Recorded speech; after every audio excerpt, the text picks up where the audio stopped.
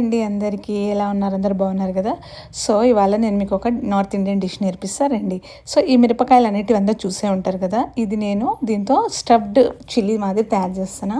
So ఇందులో ఏం చేస్తానంటే ఒక ప్యాన్లో తీసుకొని ఉల్లిపాయ, బాయిల్డ్ పొటాటో, అందులోనే కొంచెం ధనియాల పొడి, కొంచెం కారము అవన్నీ వేసి జీలకర్ర వేసి ఇట్లా కలుపుకునేసి మనం ఎట్లయితే ఒక ముద్దకూర చేసుకుంటామో దోశల్లోకి వాటికి అట్లా ముద్దకూర చేసుకున్నాం.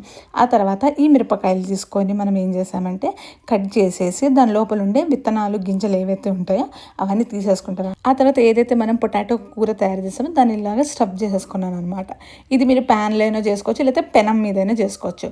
సో స్టఫ్ చేసిన మిరపకాయల్ని నేను ఇట్లా కెమెరా సైడ్ అయిపోతుంది ఏమనుకుంది, ఎందుకంటే ఒక చేత్తో పట్టుకొని ఒక చేత్తో నేను వీడియో షూట్ చేస్తూ ఉన్నా. నా దగ్గర ఇప్పుడు ఇంకా ట్రైపాడ్ స్టాండ్ లేదు కాబట్టి సో నేను ఇట్లా చేస్తూ ఉన్నా. మిస్టేక్స్ ఏమైనా అయితే ప్లీజ్ ఇగ్నోర్.